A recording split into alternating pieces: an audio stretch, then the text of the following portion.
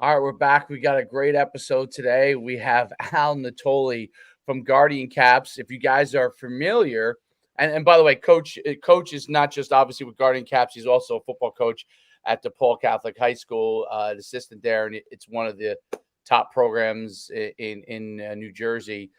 So we'll talk to him about not just the Guardian Caps, but obviously some of the things that he's seen within football as well. But Guardian, is with the NFL. If you guys see, if you watch Hard Knocks, you'll see the guys have the Guardian caps on in the preseason. That's the soft shell that goes over the hard shell, and it's a safety thing, and obviously the NFL, especially since and we talked a little bit before we got on the show. Since the whole concussion movie, I remember the impact of that. The Guardian Caps have had a huge surge. We have it in our program in Middletown, AYF, where I coach my sons, so I see it firsthand. We have them on at every practice. So the emphasis on safety and continuing to talk about safety in football. It's really great to have Al on and talk more about it. Al, welcome to the show, man. Thank you, guys. Appreciate being here. Thank you for having me.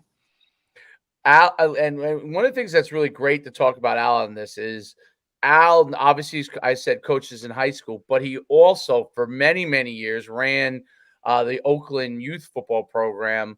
And, his son was in that program.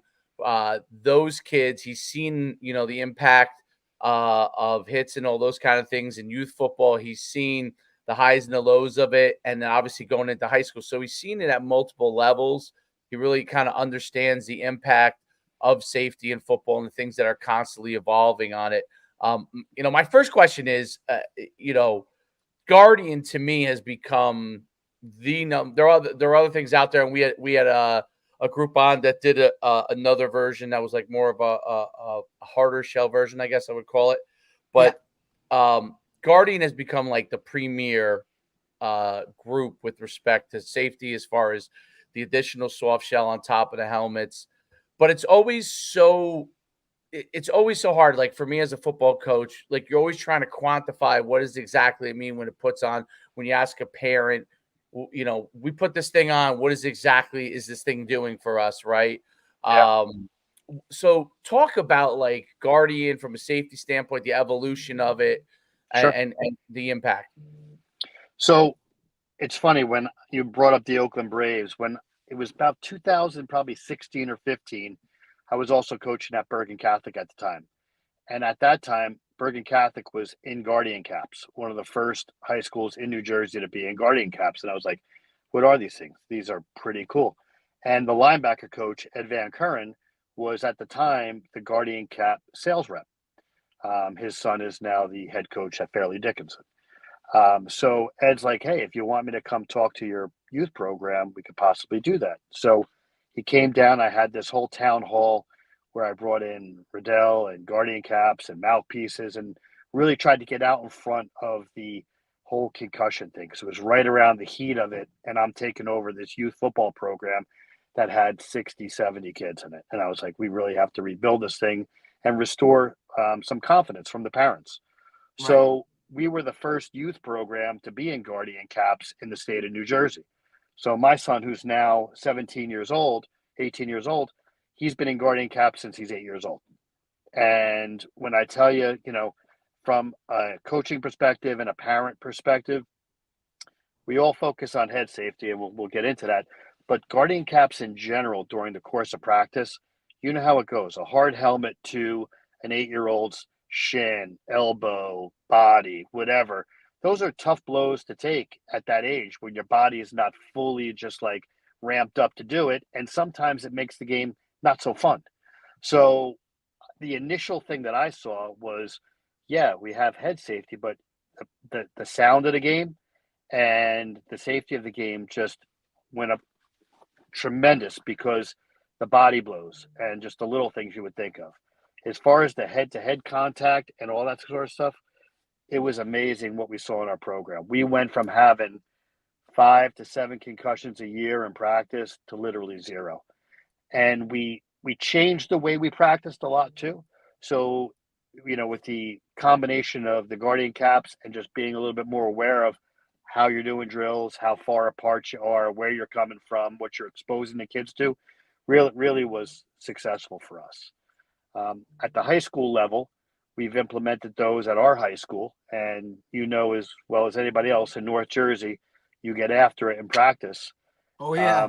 Yeah, we're going on 3 seasons now with nothing happening in practice, which is really incredible. So That's amazing. So you see it happening, and a lot of people focus on like the big hits, like, oh, that must have been a concussion. It's really not It's not just those that. ones. No Yeah, way.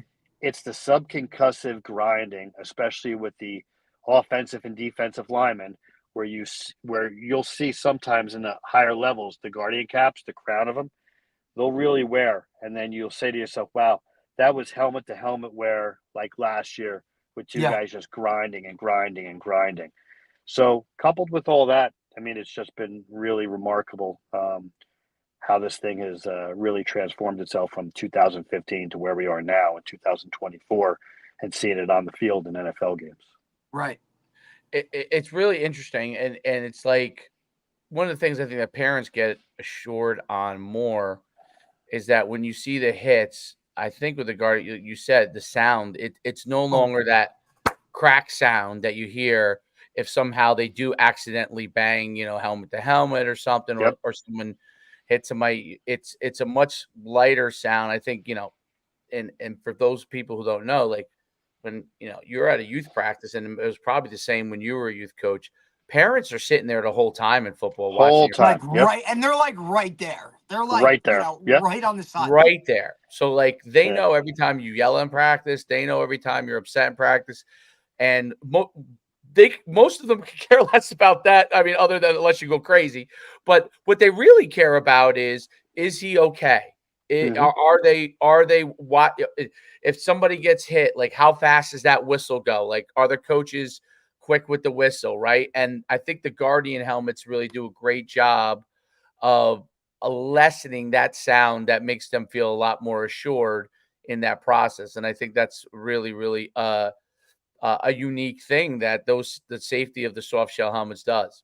Right. And I think, like you said, Dave, like we've talked about it, right? And then when we had, Jim Kramer on from Safer Sports, like ultimately, like everybody's in the same world of like wanting to help this game continue to, to be a staple, right? And that only happens if we take care of the youth guys, right? And like you said, I think it's more of an appeal to the parents, and like you said, the optic aspect of it, in terms of, like you said, they're right there at practice, so they're seeing everything that's going to go on, they're hearing those sounds, and a lot of them, whether they played the game or not, grew up watching those big hits, right? And that's, I mean, those were the highlights that used to be on Sports Center, were the bone crunching hits and that type of stuff.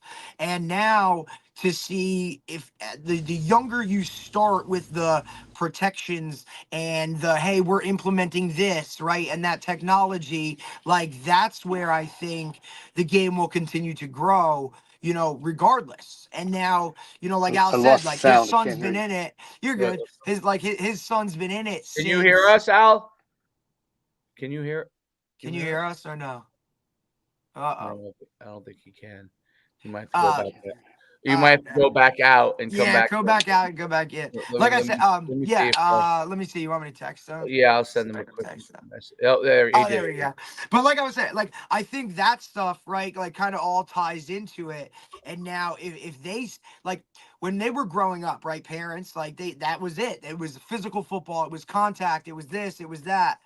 So now to see us moving into this new world where literally, like Al said, his son since 8 years old has been in a Guardian. Like he doesn't know any different. You know what I mean? Like they look at, the way we played football, like we looked at guys in leather helmets. You know what I mean? So I think all of that together can kind of just add to, the growth of the game. And like Al said, you saw a dip for a couple years, and now you're starting to see it back up on the rise. I mean, I saw That's an Jabril. interesting point that you brought up there. I didn't even think about it from that standpoint. I guess because I'm 50 years old, I still think of myself as being young. You brought up a great point. They look at they look at the football that like. Back in here. Oh, you're good. You're good. Can you hear us now? Yeah, I can hear you now. Yeah. All right, cool. I think the point you brought up, Derek brought up a point. He was talking about how important things like the Guardian caps are now, and he was saying, I was just about to say that he brought up a point where he said they look at how we played football, like when like me and Al were in high school, or even probably when you were in high school, Derek, Definitely. as it was like when the guys that coached me played without face masks, you know what I mean, Yeah. and leather helmets, right? And that's how, because I always remember myself Mario Alia, and Mario Alia had, I don't know if you know that name, because Al's from Garfield. You're a Boilermaker. Originally, he's a Garfield I'm a guy. Boilermaker. He's moved on up. He's moved on up in the world, but he's originally a Boilermaker. Yeah. I didn't know you were a Boilermaker. Yes. Oh, man. yeah. Purple, Big time. baby. Big time. Purple. Yeah, he bleeds that purple. But so what's interesting about it is I never thought about it like that. I thought that's an interesting point that you brought up, because the kids are now cultured to start to wear those Guardian caps, because I remember Mario Alia, who was our athletic director, and he had in his office his helmet, which was a leather helmet. Okay. And I was like, you played with that was the helmet you guys wore at high school? It's and crazy. I guess in the 50s, Yeah, I mean, that's what he wore. Even to look at the helmet, like I have my helmets up on my back wall. I look at my helmet now in comparison to what these kids are wearing, just in general, and that's without even talking about a Guardian or a safety battering cap. ram. I'm like, I can't, like, that whole first week of practice, you more about it was like, dude, my head hurts just from my helmet, right? Yep. Like these guys, like, it's just so different. And to add now this, I mean, I see Jabril Peppers the other day in the game, and he's got a Guardian cap on, and it's like, that's like a guy that you're talking high school. He signed a huge contract. I want to play as long as I can play. That's right? what it is. And, I personally think you'll see now, obviously we have all the other injuries, right? But for the most part, like if you could stay in it mentally and that aspect of it, like you could extend your career, even if it's 1 or 2 years longer, right? Than the average, which is what, 3 years, maybe, so now you can add that, like, well, that's millions of dollars, obviously. That's millions of dollars. If you add a year or two to your career, that's just millions get to that of second contract, right? Like to that second contract. So is Jabril the he wore it in the game? I didn't see that. He wore it in the game. Yeah, there was 5 guys that wore it that day. Okay. And now, Al, my question. So now they have the Guardians, and then they have the like the sleeve that's basically like the helmet, right? Like looks like the helmet. So is that like provided? Do they do that on their own? Is that like you? No. So what happened was we really were not anticipating this season them being worn in games.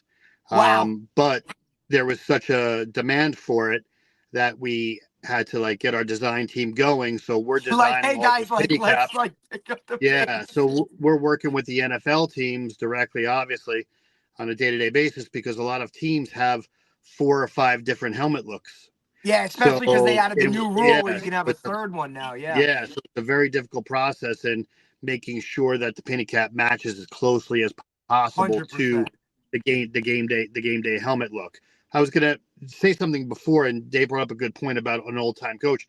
I found in the youth programs, right, you bring in these coaches to come coach your kids, and they really don't know anything about coaching other than the last time they were coached. So if you're a 40-year-old guy, it was 30 years ago, your coach was that guy who was having you, run head to head into a brick wall, right? And if you did it, you were soft. So there's a lot of I made a really strong effort in when we got our coaches in to coach our coaches. You got to educate them. Just set a playbook for this is how we're going to do things, whether it's in 2nd grade or 8th grade. We're going to look the same. We're going to dress the same. On Mondays, we're going to do this. On Tuesdays, we're going to do this. On Wednesdays, we're going to do this.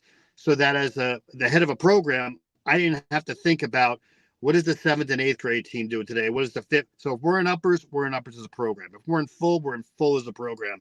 And then what are your drills going to look like? Because I don't know about you. I look at the NFL drills. They're doing the same drills that you see in 2nd grade, right? Yep. They're just amped up a little bit. So we had a drill package of these are the drills that you're permitted to do with Oakland Braves football. And these are the days that you're permitted to do them. And this is the amount of time that you're going to be doing them throughout the course of the week. This is your live time. This is when you're going live. This is how much live time you're going to get.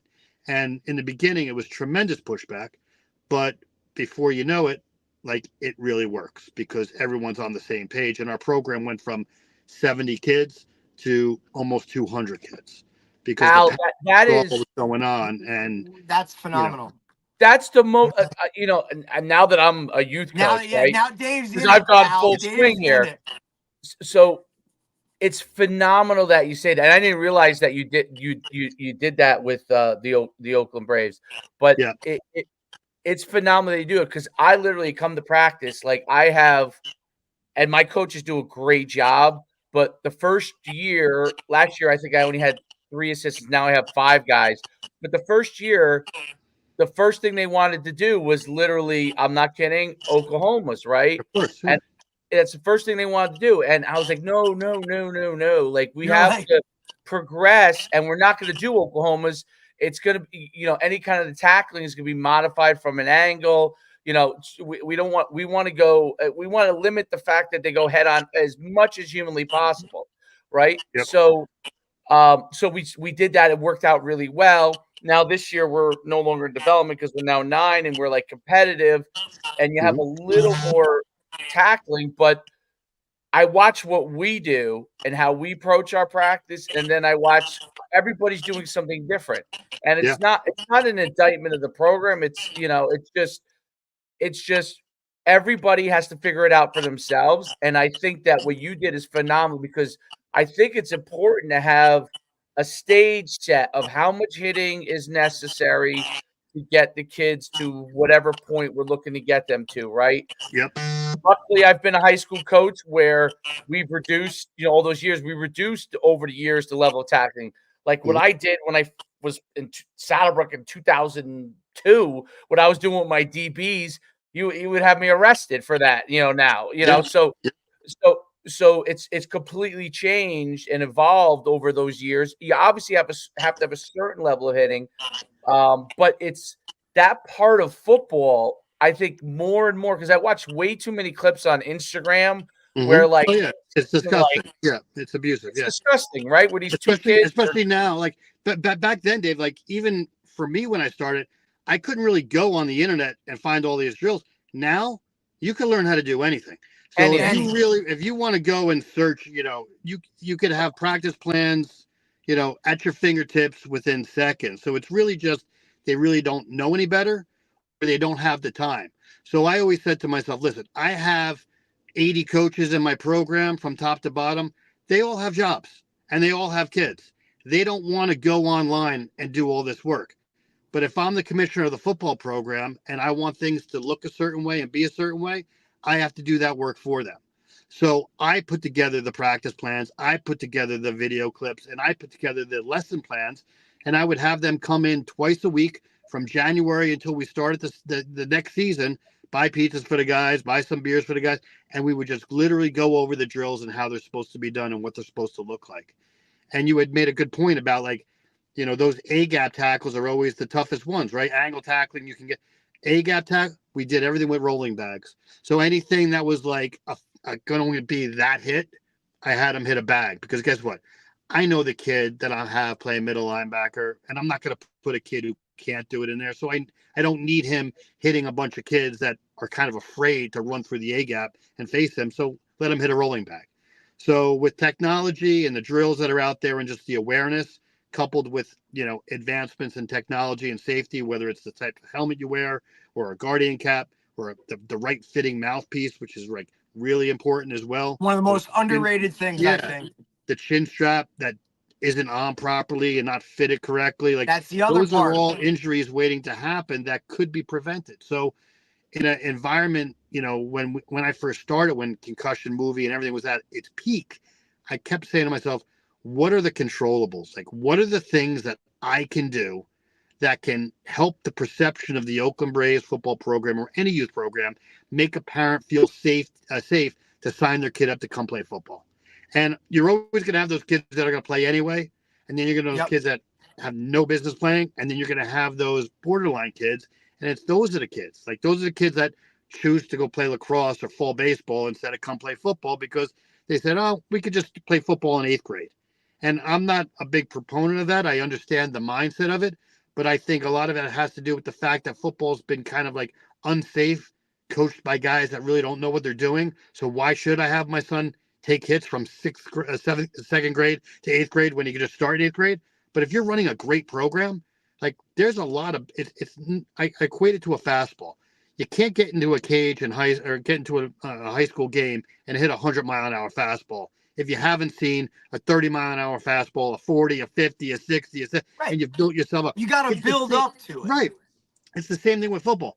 My son would never be able to go into a DePaul Catholic football game and compete at a high level if he didn't do that in 2nd grade and 3rd grade and 4th and built his confidence and his knowledge of the game and the way to do things the right way. So I just think there's been a lot of like bad coaches, bad programs that have really made the game worse. And I think that's really on an upturn, which I'm really excited about because I spend my life now traveling from Literally youth programs, high school programs, college programs, and NFL programs from Maine down through Delaware 365 days a year. So it's non-stop. And I see what everybody's doing across the country. I see where the problem areas are, and I see where the real good programs are. And I think there's many more good ones out there now than bad ones for sure. I think you nailed it on the head. It's definitely improved dramatically. The issue always becomes when obviously it's competitive football, right? And there's wins and losses at the end of it. And what I think happens is, you're right that they don't have the time. These guys have full-time jobs. Yep. It's like the Listen, first thing Dave, in my even head is assistant high school football coaches, right? Like even assistant high school football coaches. If you're not, a teacher, you have another job. Like now I'm supposed to go and watch film and do all this other stuff and break these it guys down, are volunteers, so you got to remember that too. So there's something with guys who aren't, they're not getting paid even a small stipend to do it. They're doing it, usually they have a kid on the team or they like football that much. But I think, it's funny because immediately my thought goes to like, I should have Al coming in and explain this whole process because we're probably considered one of the better as far as overall programs because the guy who runs it's very good. But like this would take things to a next level where guys wouldn't have to worry about, what their experience level is of playing, right? You wouldn't have to be like, oh, great. Well, Dave's played college. He's played, coach high school for me. All right, that's an easy one that you're probably going to be able to get a certain amount of things done the right way. The hard one is this guy hasn't played since high school. Okay, like you were saying, 20 years. And the guy who he learned from, because I think about, and you were from Garfield, so we played the same conference, and guys did things basically the same way. Most of the guys, Garfield, Saddlebrook, Lodi, Emwood Park, they were all those old school guys before them were all the original guys from those areas. 100%. And they all taught football kind of a similar way for the most part. It was very, very, very downhill, very, very physical, and everything had to do with that. And that's changed. So if a guy's learned that way, and now, they have kids 25 years later, they are now in charge of a coaching a team, and they're literally trying to figure out with their other assistants. I think those guidelines are so important. And I think what you talked about was so important in that, AYF can have their general guidelines because I'm sure they do. These guys are not looking at them. They are because they don't understand how it applies to them directly, right? They don't understand how it applies to their daily practice. And so to give them a daily practice plan without knowing the intricacies of their individual program doesn't make sense. And that's what I think is the beauty of what you were doing. And I'm actually going to talk to my commissioner about that for going forward because I think it would help. Like I see such a wide range. Like it's not that they can't coach. There are guys that coach really well. They just don't know how to do it to the upper level, You have to coach the coaches, and we started at the same time and we ended at the same time. So, how many coaches say, oh, parents are complaining this practice went for this long. Well, no. Dave, you've had that issue, right? Because Dave's cut down practice time and then I went to an hour and a half. Okay, last year because Yep. we were in development. It was like really you're 8 years old. It was an hour and a half. Well, I thought the mistake AYF made, and this is just to me, it was a huge mistake. They got rid of development at 9U, and it just made it all competitive because I guess it was easy just to make it make it all competitive, meaning no Yep. more coaches on the field, right? So Yep. you didn't have a choice. We're not in the field when we coach.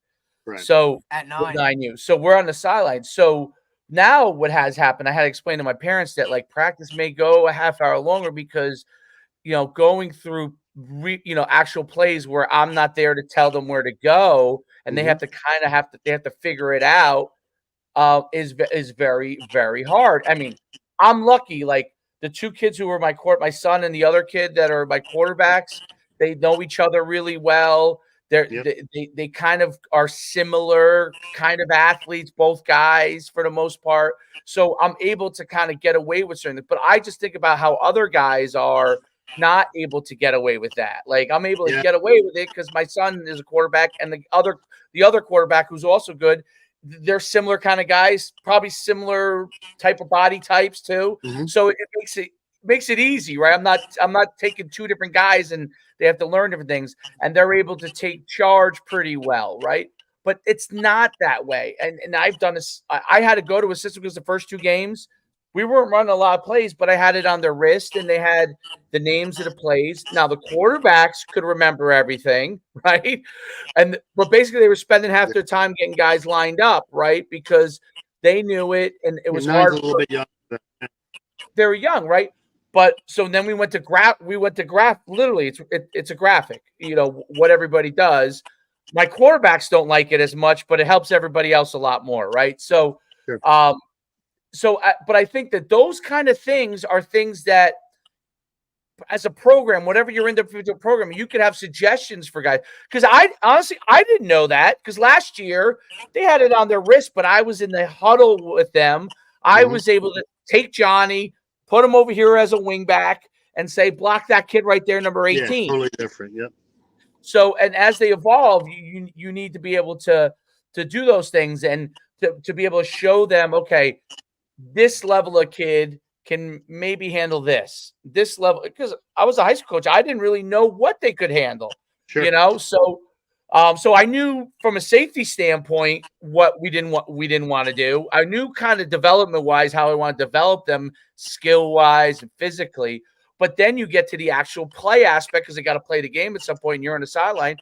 And that part is really hard and the evolution of that. So I think what you talk, I mean, that's something that you did that is unbelievable. And I don't know how many programs are starting to do that, but like that's something that I hope they take that model because we'll Yeah. be in I just and as felt a like high there school was coach, like yeah. I would be so thankful, even to just understand that I knew my kids were being coached the right Right. way before they got into my program in terms of the high school. It just cuts down on so much of the time and the not like Yep. the other kind of nonsense, the bad habits, and I've been doing this since second grade and all that kind of stuff. Like, and you Yeah. ultimately like that will only increase the amount of players that continue to play football because they'll be encouraged and they'll be coached the right way so that they don't get a bad taste in their mouth and then never Yep. come out. And how many times do we see a guy that like doesn't play football anymore because he had a bad coach in second or third grade, like when it's Yeah. the most pivotal to kind of give them those positive pieces of the puzzle. The phrase that I've always hated in coaching and in youth sports and even high school sports for that matter is it's the way we've always done it. That's the way we've always done it. And Adapt or that die. is just so bad. Yeah. So Drew Gibbs was a good friend of mine, rest his soul. And he said to me, I ran into him at a coach's clinic. I'm like, man, you still go to these things. He goes, the minute I stop going to these things, I'm going to retire because you're never too old to learn something. Right. So when you're bringing these coaches in, you're explaining how you're going to do things. It wasn't very well received by the coaches in the beginning. Like, I'm going to tell you what to do. And it was more along the lines of like, this is how it's going to be. Like, this is a volunteer position. You don't have to do this if you don't want to, but this is about keeping the kids safe and growing the program and developing a winning program. So we would tell people when it came to like play calling and stuff, I didn't really get on the coaches on how they called the game, but if we ran power to the right, it was called the same thing in second grade as it was in eighth grade. It was never called the same thing in high school, though, because high school coaches come and go. And where my program is located, I have kids going to Hills. I have kids going to Ramapo. I have kids going to Bergen and Joe's and all over. So I wasn't really a feeder program for any specific coach or program, which some high school coaches did not like. But what I always wanted to say was when a kid got to freshman year of football, that high school coach said, this kid understands how to play football, how to prepare for football. You know, we had mandatory film. Every kid had to bring a notebook, had a pen. They had to wear their same shorts and their T-shirts to film sessions as they did to walk through. So we tried to prepare kids in second grade for high school, in very simple ways. And then we ramped it up as they got up to seventh and eighth grade and they were about to go. And like you said, like and each little program, right? Like you could, dial it up as much as you want or not, right? Like it all depends on how you want it. But I just think even with the general structure of giving guys some practice plans, and even within their own teams, like, hey, you have a little wiggle room to do what you want here, but I don't want to look over and see you going just going rogue, because then then it's not good for anybody. And that happens a lot, so. Having guardian caps on kids' heads kind of is just another layer of defense against stupidity at the youth level, right? Because there's a lot of coaches out there that need some help and need some guidance. So it's an effective tool on its own. But when you couple that with smart coaching, good technique, smart drills, it becomes really effective. What's the basic science behind the guardian cap? I mean, I don't know if this is an area of your but what is like the basic science like for any parent to really understand? Yeah. So when I was at my first, I remember seeing guardian caps. It might have been 2014 or 15, and the guy that was working at the booth at the time said, "Give me your hand." And I said, "Okay." And he took the two guardian caps on helmets and smashed my hand, like between the two helmets. And there's the technology. Like there's the common sense approach to guys like you and me. Like I'm not a science guy, but I know like two hard objects hitting each other is going to hurt. Two hard objects are going to definitely hurt. Two soft objects are going to hurt a lot less. So as far as like the manufacturing of it and the patents and stuff like that, I'm not a science guy. I can't tell you that. But what I can tell you is when you have that guardian cap on and you're hitting someone else with a guardian cap on, it's crazy, Dave. That you really just have to try it. I mean, it's just an amazing feel because I have one kid that said to me, I want to start wearing them in games, and I'm like, why? He goes, because I'm a lineman and I don't have headaches anymore when I come home from practice. That's amazing, right? And he's a lineman, so he's not pounding guys. He's just linemen. Their face is constantly buried on a sled, on a bag, on another kid, on a coach, right? And it's constant. So that's really the science behind it. Do you think in the long run that either helmets will evolve or Guardian evolves to change how the helmet is, in a sense to be more like how a Guardian is? I think you're definitely going to see our product change the landscape of what's out there. What that turns into and how that evolves, I have no idea. What I do know is there's millions and millions and millions of polycarbonate and plastic helmets out there that aren't going away anytime soon. Because think about the investment. Oh, the turnover, right? So like even like the newer Vices helmets and stuff that have some of the technology in them, some position specific helmets. You're talking 700. I think that's one of the big next moves too. $700, $800. Easily, and that's why you see a lot of kids now like investing in their own helmets, like and buying their own helmets. How are you going to implement that into a youth program where, like, for $50-$60, you put this on top and you still have, that safety that you need. So.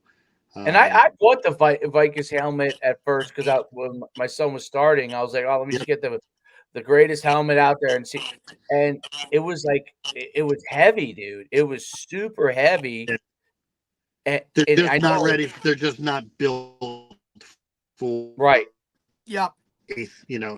eighth grade and down. Maybe some of the bigger kids can handle it, but the youth game is the game right now that's got to be just saved, and you want just Yeah. That's the one you participation really numbers have to to go up, and babysit. you want 100%, and I think we're in a good spot for that.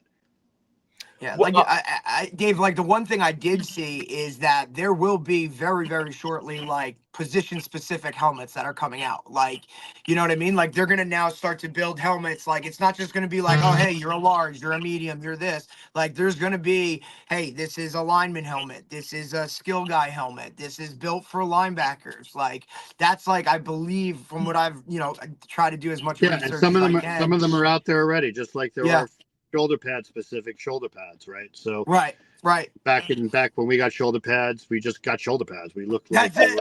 I was like, I was hey, like give me Herschel the Walker. smallest one, Yeah. and I Everyone can looked get like my Herschel arms Walker, as I high think. as I can, and then that's it. If I could have worn lacrosse shoulder pads, I probably would have. But Yeah. that's I was a little wide bit receiver different. with a neck roll in 1984. Yeah. Hey, that's listen. We have a player now who's playing linebacker at Hunt, and all of a sudden we looked at him the other day, and he's wearing a neck roll. I'm like, this is crazy. What's going on? I know. It's really really interesting. And the other thing, and I'm curious your thoughts on this. So, because you coach DePaul, where you guys have a lot of really really good players that come from probably a lot of all-star programs, but a mix. I'm sure a mix, but a lot of kids from all-star. And what I've noticed, and maybe this was how it was 20 years ago, I just didn't notice it. And you were in obviously youth football a lot longer than I was, so maybe you did notice it. But um, the levels of kids, even at the youth level, is much greater because you can get trainers, or you can work with. And I've noticed that there are kids that are like here, and here, like super basic, like they're out there just playing because they wanted to play.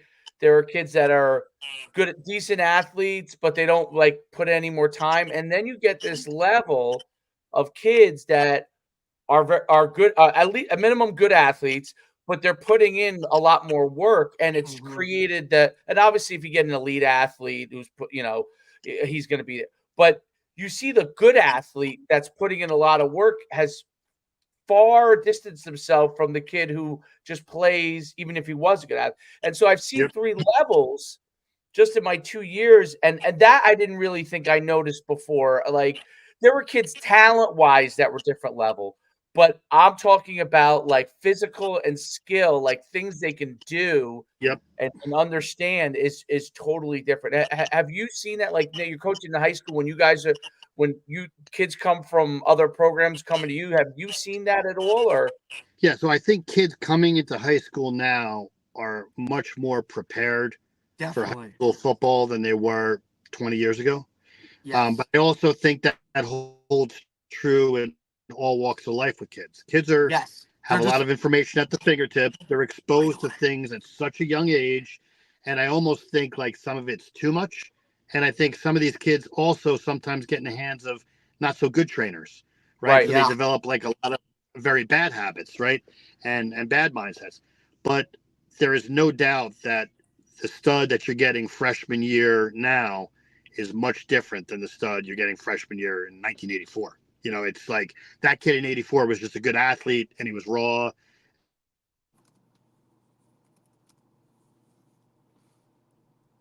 oh, do we get a freeze up on that? Did we? Maybe.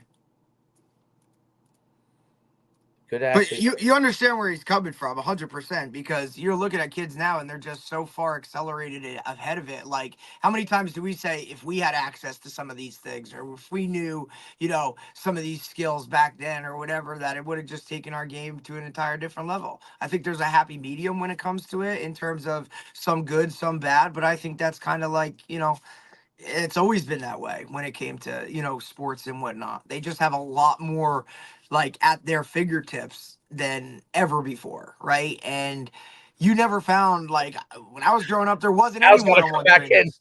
I feel bad for Al. He's going to come back in. He makes. I had no idea he was so involved with the program like that. Like, Yes. I think that's absolutely phenomenal to have a structure like that in terms of like coaching your youth coaches. Like, think about if your program now had just a structure. That's great. Remember we talked about briefly, like when I mentioned to you, like that, it was, and Al's taking that to a different level with his when he was with that program, but that there is. Oh, I lost him. Well, there. I'm losing everybody today. I was like, oh, damn, like, yeah, it just must be the day.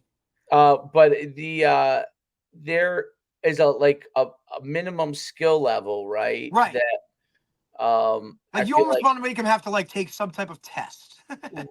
Yeah, so from a player standpoint, but I think the B football really solves that. Like, I think that's something that is okay. Yeah, so you were talking about good athlete to So you froze up there for a second. Al, can you hear me? Oh, you're on mute. You're on mute. You're on mute. You're let me see if there you go. I'm back. Oh, good. Yeah, the athlete is just so much different. Like, I remember when one of our wide receivers came, Des, and I saw him running routes as like a freshman, and I was like, this is like crazy. This is like a senior in high school running routes, and it's just like, and then another one came, and then another one came. I was like, wow, like, it's a lot different, Dave, than like we grew up with. There's no doubt. And quarterbacks, like, you got guys like Sims and Madai and Lamar, like, they are so ready, mentally, it's just amazing the level of training that kids are getting at this age, and it doesn't always mean success, but they're definitely much more prepared. But it puts them on that track, though. You know what I'm saying? Like, it really does. And we're not saying that guys North can't Jersey do is a that. leader with that too. I mean, it really is. Well, I think it goes way back to the speed and strength days. It all started, like, Dave, with like guys like you and Chuck Mound and Parisi. Bill was really the first. Bill Parisi, I think that just took it to a whole different level of, like, there's stuff, and especially for football specifically, right? Yeah. Like, you always just went and played another sport, and then it just opened up this window of like, hey, like, we can't do football year round up here, but if you need, like, if you want to, this is the track you have to go, right? So it started out as guys going to strength and conditioning coaches, and now it's become like, now we go to strength coaches, we go to speed coaches, we go to flexibility coaches, we go to receiver coaches. Like, everybody has their niche that everybody tries to jump on, and that, I think, is something that just didn't exist. When my son was 10 years old, we drove to North Carolina because he wanted to go to this linebacker university. I think Dave and I spoke about it. I remember that. Yeah, you talked to me about that. I remember that. Yeah, and he still keeps in touch with those coaches from down there, and it's just like, it's amazing. Like, if you need help with something, there's a place to go get it. There's no doubt about it. It's really, really interesting, and it's interesting how different places. So you see the reflection in high school, like North Jersey.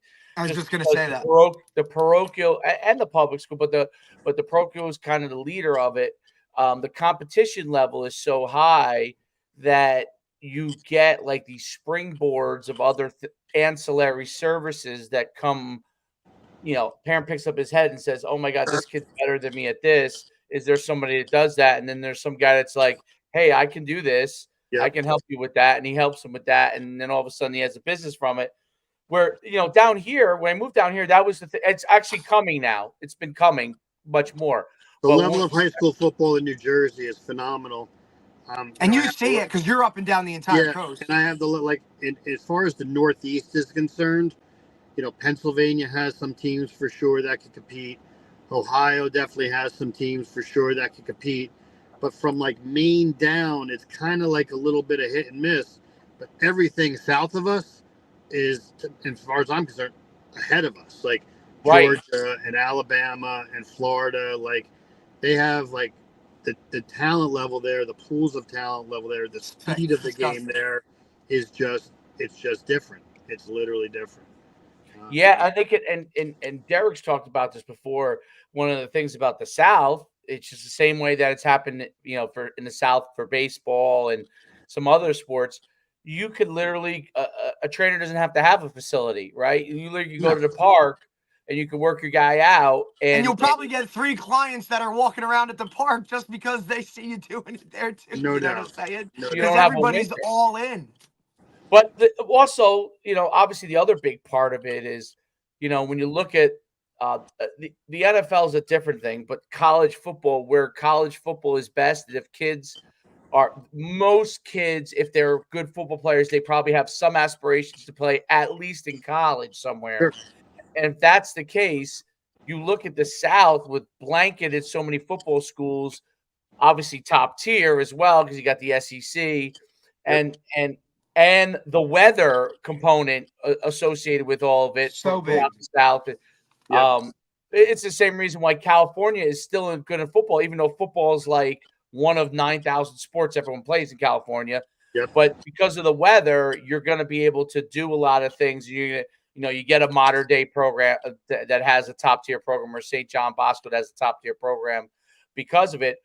But you get like that corridor of the South. It's just like a perfect storm of college football significance,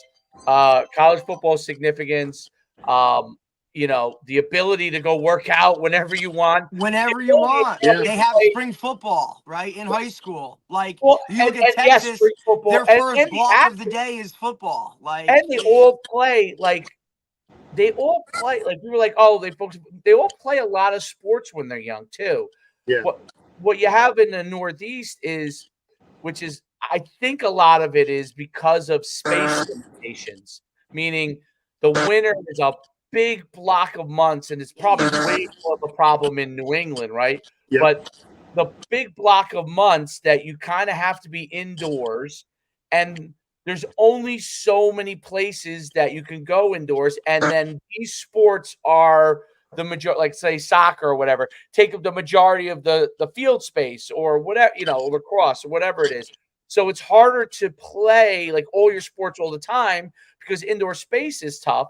Even though I try to do it with my kid, you know what I mean? But it's one of those things where in the South you can go and do it because you don't have to worry about that. You Right. got to go in. You don't have to Right. go indoors. Oh, girls Ever. basketball has the gym from this time to this time, so I can't get in there. From You're this always time. a little bit And limited. just spacing in general, right? Like, how many true indoor facilities can you go and really chuck the ball around like you need to, and not have to worry about a kid running into a wall? And it's hard for those facilities to stay in business because when the weather's nice, they have nobody inside it. When the weather is shitty for like a couple weeks, they're all in there. But like, it's very, very hard to keep the lights on because those facilities are very big. It costs a lot of money to light them, costs a lot of money to air condition them, or whatever the case may be. And then what do you do with all that space when nobody's in it? So kids go back to school. So like, it's definitely an advantage. Yeah, like right now, it's like, and that's what's also made, I think, a lot of the top tier programs more and more successful. Although I guess you can speak to this more than I would be able to. But in North Jersey, there's so much emphasis in the parochial programs that there's probably been over time a little bit of watered down in some of the schools. At one point, they were all really, really, really the best, right? But now everybody's vying for a similar, I would guess, a similar pool of talent for the most part. And now you're seeing, the premier coaches or programs getting more of those guys. And then you might have a year of shifts or whatever, like a class here or a class there. But I've noticed that landscape in North Jersey, where it used to be everybody was at a certain level. Now there's a few that are really starting to separate, just because, the pool, there is a pool, and these other sports, which, although I think football's had a huge resurgence in my opinion, because I remember when I was coaching at Indian Hills, that was when you were in charge of the program. That was really when we were just starting to get out of that concussion thing. And you had really just started to really rebuild that Oakland youth program. You had much more kids than ever. But I think there's been a resurgence. But I do think that, like, I've always said this, like, soccer has done like an insane job of selling soccer in America. It's at the youth level. I'm not talking about high school or college. they've sold it like in a way with all these different levels. They've like almost mastered what you do. You did really great at Oakland, which was the A and the B, and I think that league you guys were in. They've mastered understanding kids are at different levels and keeping them in the program, and as they get better, moving them up or moving them down and going through it all. And I think in the long run, even though the beauty of football is the high school thing, nobody can touch that. No one can touch it. No one can touch the college thing. Although we're working on, I don't know, in college we're working on maybe destroying some of it, but It's getting there, but we're okay. Yeah, I mean, if you keep So throwing like money around. soccer got a major push when the concussion thing hit. Yeah. So that 2-3 year period of the influx of kids, well, what am I going to play? Well, I'm going to play soccer, right? It kind of drove those numbers, especially like in, let's say, North Jersey per se. But now you're starting to see a reversal in that because of flag football.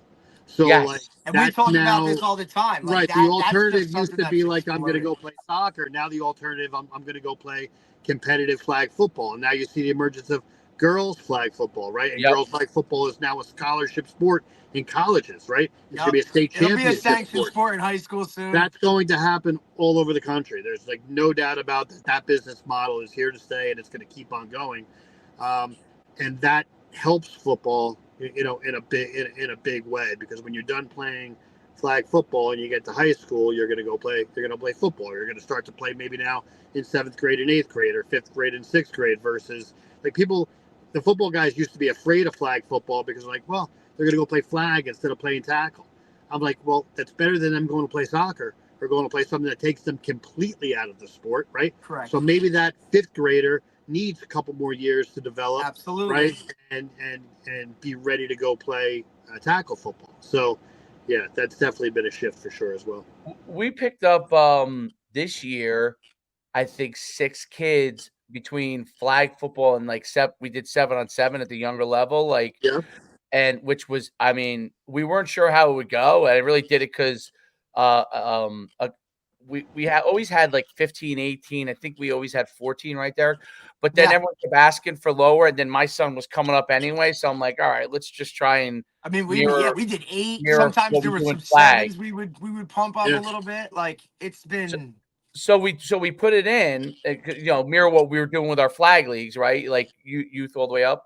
And I wasn't sure. It was very hard to explain it to parents at first, but once the kids actually played it, so now they look at it like, at least in our town, they look at it like there's tackle, there's flag, and then if you want, there's competitive 7-on-7, but you're not going to get hit. You know, it's tag, so it's passing. So and they enjoy. What I've noticed is the kids, if they enjoy one of the 3, like if they enjoy flag, they may go into football. If they enjoy flag at 7-on-7, they probably go into football. If they enjoy just 7-on-7, they may or may not. If they enjoy 2 of the 3 outside of tackle, they probably will come. And that's what I saw. Like 5 or 6 of them came. They liked flag. They had a great time in flag. They liked 7-on-7. And then they were like, I want to try tackle. And we got 5 or 6 kids from that who were good athletes, you know, who came on board from that. I mean, originally my kid was like a flag kid. We weren't sure. And we were like, you know, he loved flag so much. He's like, I want to try it, you know?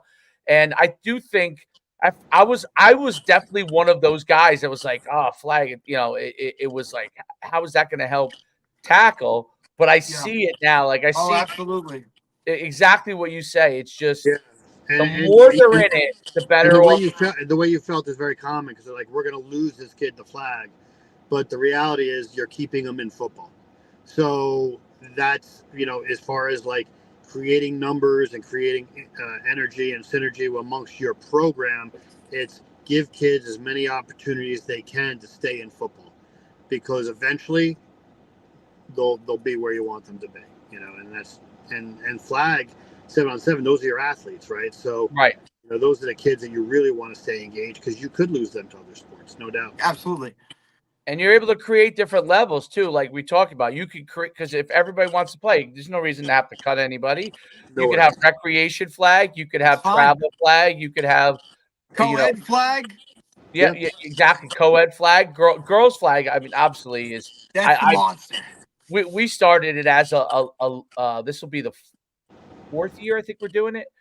But we started the first year, like a few people that went to school with my son, the girls were like, "Hey, are you gonna have anything for girls?" And we're like, we'll put it, we'll have a girls league, see if anybody signs up, and like 20 girls signed up. They were all different ages, but we let them play.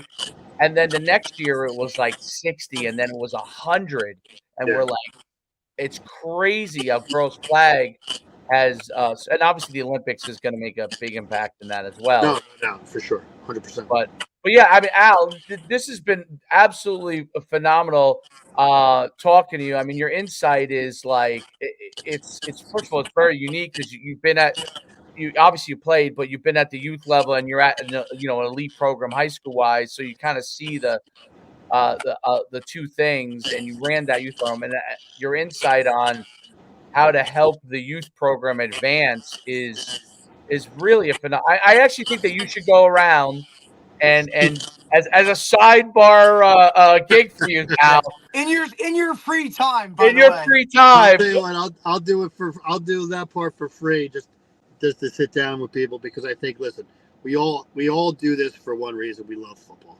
Like, no one's getting rich coaching high school football. You're certainly not getting rich coaching youth football, right? So the only way that this gets to keep going is if we keep kids safe and we supply as much knowledge as we can to the coaches, and it's at the youth levels, because that's where it's all coming from. That's where we get all our kids from.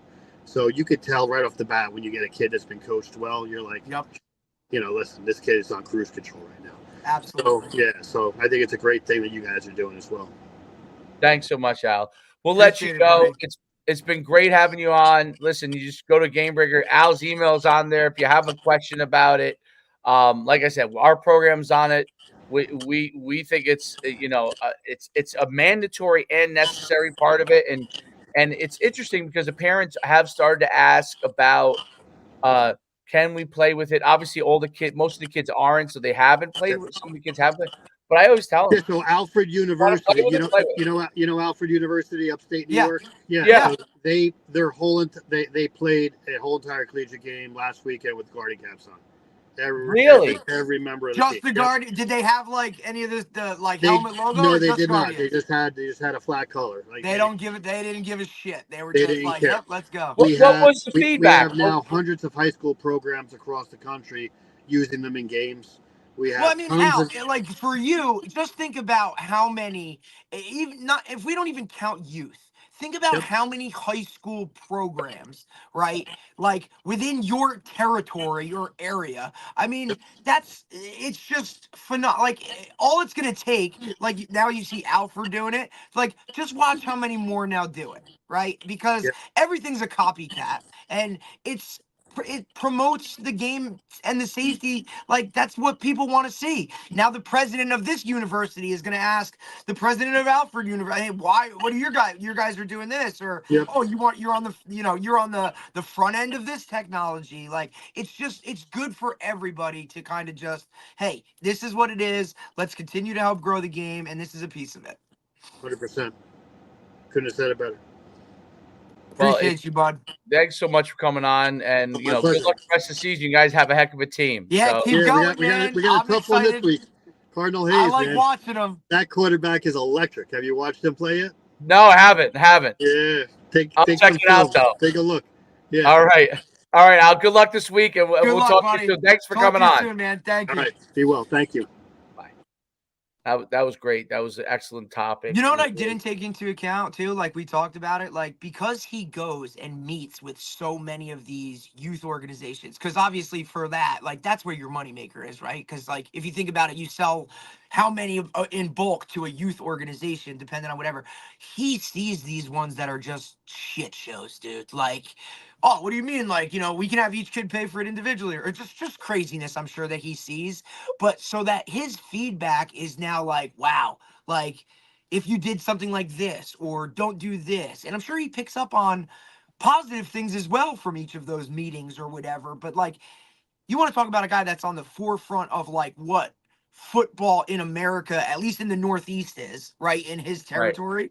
Like, those are the guys you want to talk to. And those aren't the people that you would even think about it, right? You're like, oh, he's just a salesman. It's like, no, dude, like, this guy really knows like what's going on, and that he's been through it in numerous levels, right? He's done it as a youth guy, he's doing it as a high school coach, he's done it, and now he's seen his son is now also going through that entire recruiting process, you know, as somewhat of a maybe an undersized linebacker trying to, like, so he's navigating that world Yep. on a team that's phenomenal, surrounded by like 5 stars all over the place, right? Like going to Notre Dame and Ohio State and Boston College. And so he's kind of like, he just wears so many hats and has so much knowledge across the board, from a coach, as a dad, as an organizer, it's like, damn, dude, like he's like an encyclopedia. Well, with that's the thing about meeting with all these teams on it, is with the Guardian thing is interesting because When I saw Jabril Peppers wearing it in the game this weekend, Dave, I was like, my first thought was, oh, he must have signed a deal or something. Yeah, like, right. whatever. But then that was the other question, because you know me, I'm an equipment guy, optics type of guy. Like, you're gonna have one dude on the New England Patriots running around there with a mushroom cap on and not have it look like everybody else's helmet. So that's why I asked Al, are your guys doing that part of it? Because that's what it's gonna be. Now, not only are you selling Guardians, you got to sell 4 or 5 different helmet caps to match the helmet for the week, right? Like, so that's what I think is part of the whole thing too. You know, like, especially in the NFL, where, look, dude, you got to wear socks a certain way or you're getting fined. I think that's it's really, really interesting that from a safety standpoint, people are wearing Guardian caps. Like, it makes me think, like, is the helmet really? It probably really has to change, I guess. My thing is this: how Roger is Goodell how? said that they are very close to having helmets, not to cut you off, No, like, go ahead, go ahead. but Go say it. like, not to, like, I literally saw him. He was on the Pat McAfee show the other day, and he talked about it because Pat McAfee brings this stuff up all the time. Obviously, like, he's a big, like, safety type dude, you know, as a kicker or whatever. But he brought, like, he was asking Goodell, and he said that they are very, very, very close to having helmets, if not already, somewhere on the market, right? That helmets that literally mimic a Guardian in some way, shape, or form. I'm not saying optics, it looks like it. I'm not saying anything like that. I'm Right. just saying they have helmets that are basically a built-in Guardian, but like the helmet itself. Okay, so that technology, and think about how fast technology moves, Dave. Like, you know, like huddle. Like, one year we Well, didn't have huddle, football all of a was sudden next year it's slow. everywhere, dude. Like, Football helmet technology that's has what's been been slow. awful. Like, if you you And come then back, they, you yeah, brought up Huddle. Huddle's a good example. Look, from the time they came out with the first raw huddles, which were really raw, to now and what Huddle can do. I mean, they break down your film for you. it's 15 years, right? And this is going on. Like, Huddle technology from the time they went to regular helmets in the, like, I don't know, 60s to now has not evolved in the Nope. way that they might say, oh, it's evolved. We have this, Yeah, and this. And that. you would think that it would have been like somewhere like here. It's like, I mean, I know it's changed, and obviously you could see it changing quicker and quicker and quicker, you know, as the years kind of progress, right? Like, I think they've picked up on, like, hey, we better continue to, you know, move forward with this technology. But like, for a span of like whatever amount of years, not much changed. Right. You can see the trends looking at, you know, if you look at just the NFL clips, like, throughout the years, right? Like, I can remember when I was growing up, there used to be the skinny bar face mask, and then you had those real thick, like, plastic ones, right? And then, you know, for a while you had like guys wearing all kinds of like crazy, almost like gladiator looking face masks, right? And then you saw the helmet go from like a bubble to like this, and like all, like, you've just seen changes, but I think you're going to see more rapid progression with that. I think that's smart because that really makes it people will feel a lot more comfortable with everything from that standpoint. So, 100%. but that was a great show. We will get off here. Some great comments in the chat, by the way. We Oh always God. No, they were good. Actually, good. No. Oh, nice. Everybody's with us now. One guy wants me to play the piano, so. Oh, that's all right. Well, you get a lot of requests for that, dude. So like. Let's get off the show All right, man. until tomorrow. Be good. Yes. We'll do that.